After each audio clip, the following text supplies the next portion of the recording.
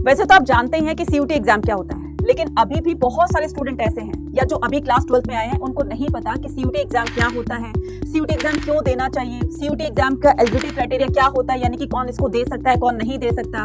तो क्या हमें क्लास 12th की ही एनसीईआरटी पढ़नी है और हमें इसकी प्रिपरेशन जो है कब से करनी चाहिए, कैसे करनी चाहिए?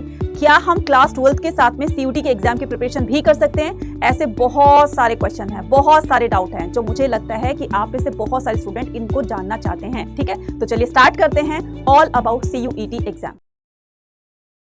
Hello student, welcome back to my teacher 24/7। This is Anita Sharma. Student, आज के इस वीडियो में हम जानने वाले complete information about CUET exam. Right, CUET exam क्या होता है, सीयूटी एग्जाम क्यों देना चाहिए, इसकी एग्जामिनेशन स्कीम क्या होती है, क्वेश्चन पेपर का पैटर्न क्या होता है, इसका एलिजिबिलिटी क्राइटेरिया क्या होता है, यानी कि कौन इस एग्जाम को दे सकता है, साथ में प्रिपरेशन टिप यानी कि इस एग्जाम को प्रिपेयर करने के लिए आपको क्या पढ़ना है, कितना पढ़ना है, कैसे पढ़ना है और कैसे आप अच्छा स्कोर कर सकते हैं ताकि आप अपनी ड्रीम यूनिवर्सिटी के बेस्ट कॉलेज में आप एडमिशन ले सकें। ठीक है, साथ में सीयूटी एग्जाम को देने के क्या क्या बेनिफिट्स है, ये सारे पॉइंट्स हम वन बाय वन डिस्कस करेंगे इस वीडियो के अंदर।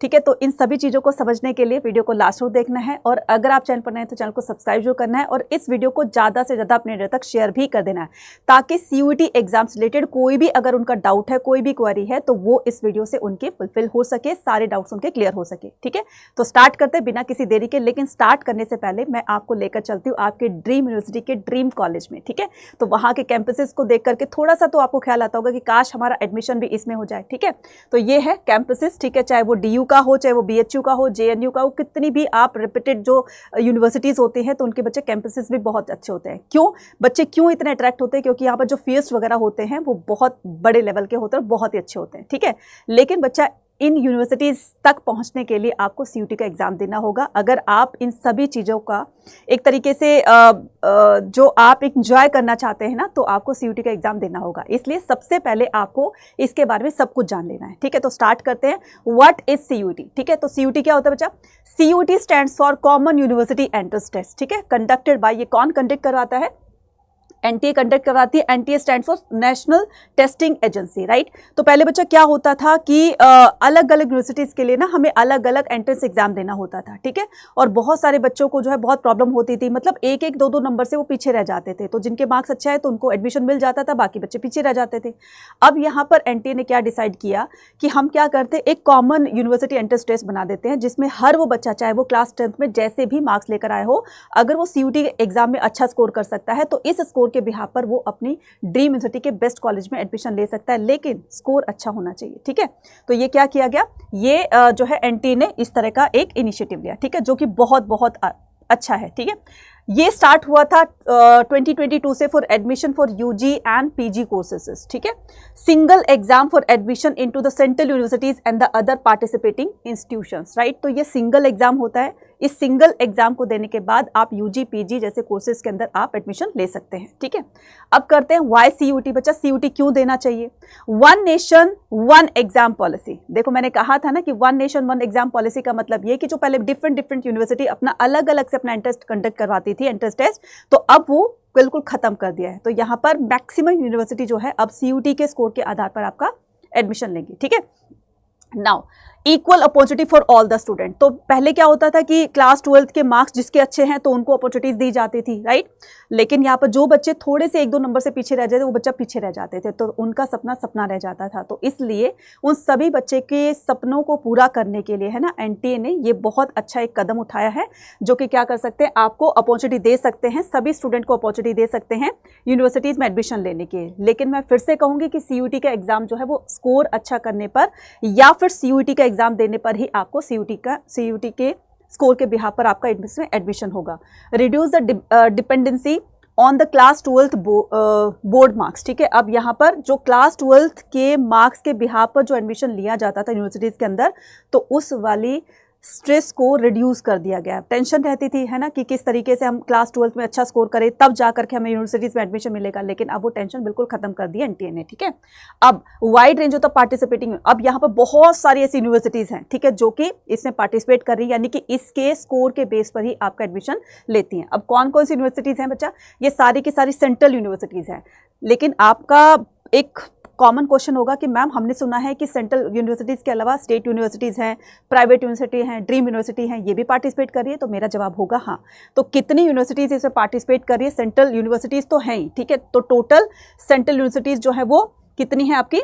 49 है, ठीक है। स्टेट यूनिवर्सिटीज़ इसमें पार्टिसिपेट कर रही है 36। डीम्ड यूनिवर्सिटी का मतलब होता है कि वो सेमी गवर्नमेंट होती है, ठीक है। तो 25 ये पार्टिसिपेट कर रही हैं। उसके बाद प्राइवेट यूनिवर्सिटी देखो 126, राइट। ये सारे के सारे जो है, और अदर गवर्नमेंट इंस्टीट्यूशन 5। तो ये सारे के सारे जितने भी इसमें पार्टिसिपेट कर रहे हैं, चाहे वो सेंट्रल है, स्टेट है, डीम्ड है, प्राइवेट है या अदर गवर्नमेंट इंस्टीट्यूशन है, तो सभी क्या करती हैं? सभी CUET का स्कोर देखकर ही आपका एडमिशन देगी। इसलिए इतना जरूरी हो गया CUET का एग्जाम कि इसके बिना आप यूनिवर्सिटीज के अंदर एडमिशन नहीं ले सकते हो। और आने वाले टाइम में मैं कहती हूँ कि कंपलसरी भी हो सकता है, हर एक यूनिवर्सिटी आपका CUET का स्कोर मांगेगी। इसलिए क्या करना है, आपको अभी से अपनी CUET की प्रिपरेशन कर लेनी है, ठीक है। अब यहाँ पर एग्जाम का स्ट्रक्चर देख लेते हैं, ठीक है, जो कि बहुत मेन है, राइट। तो बहुत सारे बच्चे जो हैं वो एग्जाम के स्ट्रक्चर को लेकर बहुत ज्यादा कंफ्यूज रहते हैं, तो आज ही कंफ्यूजन आपकी यहाँ पर दूर होने वाली है, राइट। तो इसमें बच्चा 3 सेक्शन होते हैं, ठीक है। इसमें क्या होते हैं? 3 सेक्शन होते हैं, सेक्शन 1, 2, 3, राइट। तो सेक्शन 1 में क्या होता है? लैंग्वेज टेस्ट होता है, ठीक है। सेक्शन 2 क्या होता है? वो डोमेन स्पेसिफिक सब्जेक्ट्स होते हैं उसके अंदर। और सेक्शन 3 में आपका GAT होता है, राइट, जनरल एप्टीट्यूड टेस्ट, ठीक है। इसको अब नाम दे दिया गया जनरल एप्टीट्यूड टेस्ट, ठीक है। नाउ इसमें जो है किस तरह का एग्जाम होता है बच्चा? CBT मोड पर होता है, यानी कि कंप्यूटर बेस्ड ये टेस्ट होता है। कंप्यूटर पर जाकर स्क्रीन पर आपको ये टेस्ट देना होता है, मैनुअली नहीं होता, यानी कि पेन पेपर पर नहीं लिया जाता, कंप्यूटर पर लिया जाता है, ठीक है। उसके बाद में यहाँ पर ड्यूरेशन कितनी होती है? ड्यूरेशन है इसकी, पहले जो थी बच्चा जो थी 45 to 60, यानी कि आपको जो है 60 मिनट्स दी जाती हैं इसके क्वेश्चन को सॉल्व करने के लिए। तो यहाँ पर पूरी स्कीम जान लेते हैं कि क्या है, ठीक है। तो इधर देखिए क्या बताया गया है कि इसका रजिस्ट्रेशन जो है, जब भी इसके रजिस्ट्रेशन फॉर्म आते हैं तो आपको ये जो दिया हुआ है इसकी ऑफिशियल वेबसाइट है, तो यहाँ पर आप जाकर चेक कर सकते हो कि कब इसके रजिस्ट्रेशन फॉर्म वगैरह आते हैं। और आपको बिल्कुल टेंशन लेने की जरूरत नहीं है, जैसे ही आएगा हम आपको बता देंगे। तो कैसे कैसे इसमें आगे का प्रोसेस रहेगा वो सारी चीज़ें आपको इसी चैनल पर मैं बताऊंगी, ठीक है। सेकंड, आपका टोटल सब्जेक्ट कितने होते हैं? तो टोटल सब्जेक्ट बच्चा 37 है।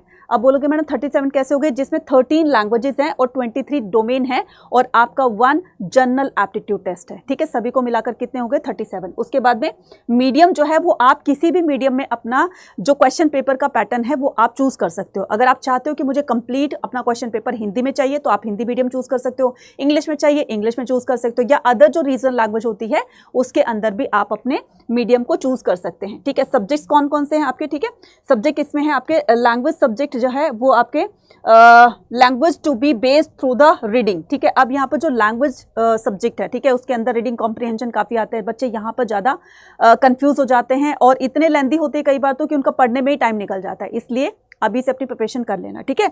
और based on the different types of the passages, factual literacy and narrative literacy, aptitude and vocabulary, right. उसके बाद में यहाँ पर domain subject as per NCERT syllabus, तो क्लास 12th का, ठीक है, क्लास 12th का ही आपको क्या करना है? क्लास 12th की ही NCERT को फॉलो करना है, ठीक है।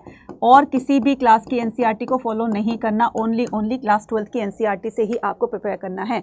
जनरल एप्टीट्यूड्स में किस तरह का सिलेबस आया जाता है? तो वो आपके करंट अफेयर्स हो गए, ठीक है, जनरल मेंटल एबिलिटी हो गई, न्यूमेरिकल एबिलिटी हो गई, क्वांट हो गई, ठीक है, simple application of basis mathematical concepts, arithmetic, algebra, geometry, mensuration, statics, logical and analytical reasoning, ठीक है। ये सारा का सारा आपका जनरल एप्टीट्यूड का क्या है? सिलेबस है। उसके बाद में choice of the test paper, तो candidate may choose up to the maximum of 5, तो आप जो है इसमें 5 सब्जेक्ट चूज कर सकते हैं। जैसे कि मान लो DU में ये कहा गया है कि 2 लैंग्वेज ले सकते हो, 2 डोमेन ले सकते हो, चाहो तो आप GAT रख सकते हो, ठीक है।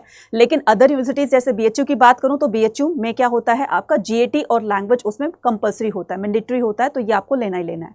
चाहो तो आप 2 लैंग्वेज या 2 डोमेन रख सकते हो, या तो एक लैंग्वेज जरूरी होनी चाहिए, या एक लैंग्वेज या 3 डोमेन रख सकते हो। मतलब आप जो है मैक्सिमम अपने 5 सब्जेक्ट्स रख सकते हैं, ठीक है। तो जिसमें कि आपका क्या हो जाएगा? जिसमें कि आपके चाहो तो आप, मैंने अभी बताया ना, चाहो तो आप 2 लैंग्वेज रख सकते हो, या फिर 2 क्या रख सकते हो? डोमेन रख सकते हो, प्लस में 1 GAT रख सकते हो, ठीक है। या फिर क्या कर सकते हो? 1 लैंग्वेज, या फिर आपके 3 डोमेन्स, या फिर आपका 1 GAT। बच्चा GAT मैं क्यों इसको बार बार कह रही हूँ? क्योंकि GAT लेने से आपके काफ़ी सारे चांसेस जो है वो बढ़ जाते हैं अदर यूनिवर्सिटीज़ में एडमिशन लेने के जहाँ पर भी GAT रिक्वायर्ड होगी, ठीक है। उसके बाद में यहाँ पर हम क्या करते हैं, इसमें 60, अब इसके पूरा का पूरा हम पैटर्न जान लेते हैं कि किस तरह का क्वेश्चन पेपर का पैटर्न होता है, ठीक है। अब ये टोटल 50 क्वेश्चंस दिए जाते हैं, ठीक है। पहले क्या होता था 2022 से लेकर के अगर 24 की बात करूं मैं, तो पहले 50 क्वेश्चंस में से 40 क्वेश्चन सॉल्व करने होते थे, 10 क्वेश्चन स्किप करने का आपके पास राइट होता था। लेकिन 2025 से ये चेंज कर दिया गया है, तो 50 के 50 आपको सारे के सारे कंपल्सरी हैं करने, ठीक है। उसके बाद में हर एक क्वेश्चन कैरी करेगा आपका 5 मार्क्स, नेगेटिव मार्किंग भी है, तुक्का लगा दिया और गलती से तुक्का गलत हो गया तो ये सोच लेना -1 भी है इसके अंदर, ठीक है, तो कट जाएगा मार्क्स, ठीक है। उसके बाद में टोटल जो है 250 मार्क्स का होगा, ठीक है। और आपको 50 क्वेश्चन सॉल्व करने के लिए आपको 60 मिनट्स दी जाएंगे। कितने मिनट्स दी जाएंगे? 60 मिनट्स दी जाएंगे, ठीक है। तो ये पूरा का पूरा क्वेश्चन पेपर का पैटर्न है, राइट। अब यहाँ पर बात करते हैं इसका एलिजिबिलिटी क्राइटेरिया क्या होता है। तो बच्चा क्लास 12 पास, ठीक है, या फिर अपियरिंग स्टूडेंट इसके लिए एलिजिबल हैं। उसके बाद कोई एज लिमिट नहीं है इसकी, ठीक है। उसके बाद में specific eligibility may vary by university and courses, ठीक है। अब यहाँ पर जो आपका स्पेसिफिक एलिजिबिलिटी होती है तो वो अलग अलग यूनिवर्सिटीज़ में अलग अलग तरह की, मतलब कोई यूनिवर्सिटी ऐसे कहती है कि हमारा एलिजिबिलिटी क्राइटेरिया ये होगा, इसमें ये सब्जेक्ट होने चाहिए, इतनी एज लिमिट होनी चाहिए, ये वो, इसके एज लिमिट तो नहीं है, लेकिन यहाँ पर specific eligibility may vary by the university and courses, ठीक है। तो अलग अलग यूनिवर्सिटी का अलग अलग क्राइटेरिया होता है, तो पहले उसको जाकर के चेक करना है, देन उसमें उसको अप्लाई करना है, ठीक है। अब यहाँ पर हम क्या करते हैं, इसकी प्रिपरेशन टिप्स कैसे करनी है बच्चा, ठीक है। तो इसकी प्रिपरेशन कैसे करनी है, तो सबसे पहले आपको इसके सिलेबस जानना होगा। आप किसी भी डोमेन की प्रिपरेशन कर रहे हो, चाहे वो लैंग्वेज की कर रहे हो, चाहे वो GAT की कर रहे हो, तो सबसे पहले आपको NTA की वेबसाइट पर जा करके और सिलेबस जैसे ही आएगा तो वैसे ही आपको पूरी अच्छी तरीके से उसको स्टडी करके अपनी प्रिपरेशन स्टार्ट कर लेनी है, ठीक है। वैसे आपको डोमेन का मैंने बता दिया अभी सारा का सारा, GAT का ये होता है, डोमेन का ये होता है और आपका लैंग्वेज का ये होता है, ठीक है। उसके बाद में यहाँ पर practice previous year paper and mock test. बच्चा ये आप ये लगा लो, ये संजीवनी बूटी है ना। जितने ज़्यादा आप मॉक टेस्ट, जितने ज़्यादा PYQ सॉल्व करोगे, उतनी ही ज़्यादा आपकी कैपेबिलिटी क्वेश्चन को सॉल्व करने में बढ़ेगी, है ना। कॉन्फिडेंस लेवल आपका बिल्ड होगा, राइट। और साथ साथ में जो टाइम मैनेजमेंट होता है ये तो बहुत ही ज़्यादा जरूरी है, जो आपके PYQs और मॉक टेस्ट से आप इसको मैनेज कर सकते हो। तो उसके बाद में focus on the NCERT for core subject, ठीक है। अब आपको क्या करना है, सिर्फ और सिर्फ क्लास 12 की NCERT ही फोकस करनी है, बाकी कोई नहीं करनी है। और इसके अलावा जो बेस्ट सोल्यूशन है आपके पास में, है ना, वो है कि CUET अड्डा से आप प्रिपरेशन कर सकते हो, ठीक है। ऑफलाइन भी है और ऑनलाइन भी है, ठीक है। तो आप ऑनलाइन से कैसे कर सकते हो, ऑफलाइन से कैसे कर सकते हो, तो बहुत सारे सेंटर्स बने हुए हैं जहाँ कर वहाँ पर आप अपनी CUET की प्रिपरेशन कर सकते हैं। या फिर अगर आप हमसे पढ़ना चाहते हैं तो ऑनलाइन कोर्सेज भी हैं, तो वहाँ पर एनरोल करके आप अपने आप को CUET के लिए प्रिपेयर कर सकते हो, ठीक है। इसके अलावा यहाँ पर जो है वो बहुत सारे ऐसे मॉक टेस्ट दिए हुए हैं, ठीक है। ये मॉक टेस्ट हैं, तो आप मॉक टेस्ट से अगर आप प्रिपरेशन करना चाहते हो तो मॉक टेस्ट भी आपको CUET अड्डा की वेबसाइट पर मिल जाएंगे, मतलब साइट पर मिल जाएंगे, एप्लीकेशन पर मिल जाएंगे। उसके अलावा ये इकोनॉमिक्स का है, उसके अलावा ये ह्यूमैनिटीज डोमेन का, जिसमें पॉलिटी, हिस्ट्री, ज्योग्राफी और इकोनॉमिक्स, ठीक है। ये ई बुक है, तो ई बुक से सारा का सारा ये जो आपका NCERT का जो बहुत लेंदी चैप्टर होते हैं ना, इसको समराइज करके जो भी इंपॉर्टेंट है, साथ में क्वेश्चंस भी आपके दिए हुए हैं और ये सारे इसके चैप्टर्स के माइंड मैप है, तो इससे भी आप प्रिपरेशन कर सकते हो। और अगर ये सारी चीजें चाहते हो लाइव और रिकॉर्डेड क्लास के साथ में, तो आप इससे ज्वाइन कर सकते हो डेल्टा 4.0 को, या फिर आप ज्वाइन कर सकते हो महापैक को। महापैक के अंदर आपको सारे इंडिविजुअल बैचेस, सारी बुक्स, आपको सारे PDF, सारे नोट्स टीचर्स के, सारे माइंड मैप, सब कुछ, मतलब जो महा है उसके अंदर सब कुछ आपको मिल जाएगा। इन सभी में एनरोल करने के लिए, मैक्सिमम डिस्काउंट पाने के लिए कूपन कोड यूज करना है आपको Y489, और ये मेरा टेलीग्राम चैनल है, तो चाहो तो आप इसको भी ज्वाइन कर सकते हो, जहां पर मैं आपको सारी PDF वगैरह देती रहती हूँ और सारी चीजें आपको ऐप पर भी मिल जाएंगी। अब क्वेश्चन ये उठता है कि मैम ये ऐप को हम कहाँ से डाउनलोड कर सकते हैं, कहाँ पर ये सारी चीजें हम देख सकते हैं। तो सबसे पहले आपको क्या करना है, अड्डा 24/7 की ऐप पर जाना है, ऑल कोर्सेज पर जाना है, ठीक है। अब यहाँ पर है UG PG entrance exam, right. अब यहाँ पर क्या है, आर्ट्स है, कॉमर्स के हो, आर्ट्स के हो, या फिर आप हो साइंस के, ठीक है। सभी के लिए कूपन कोड सेम रहेगा, इसी से आपको मैक्सिमम डिस्काउंट मिलेगा। ये है बच्चा आपका डेल्टा जो है रीलोडेड, ठीक है, बैच। इन बच्चों की तरह आप भी AIR रैंकर्स बन सकते हैं। इनके पास कोई ऐसी रॉकेट साइंस नहीं थी, या भगवान ने इनको अलग से दिमाग नहीं दिया था, बस इन्होंने क्या की थी, मेहनत करी थी, पढ़ाई करी थी यहाँ से, और ये बच्चे देखो आज ऑल इंडिया टॉपर बन गए हैं, ठीक है। तो आप क्या कर सकते हो, आप यहाँ पर क्या कर सकते हो, इस डेल्टा रीलोडेड बैच को, जो कि मंडे से स्टार्ट होने वाला है, इसको आप एनरोल कर सकते हो, ठीक है। और एनरोल करने के लिए, मैक्सिमम डिस्काउंट पाने के लिए कूपन कोड यूज करना है आपने, क्या, Y489। क्या करना है, Y489। बस इस कूपन कोड को आप अप्लाई कीजिए और यहाँ पर सारी की सारी चीजें आपको मिल जाएंगी, चाहे वो ई बुक हो, चाहे वो क्वेश्चन प्रैक्टिस के लिए हो, चाहे वो आपकी लाइव क्लासेस हो, रिकॉर्डेड क्लासेस हो, पीडीएफ हो, सब कुछ you will get in this batch, right.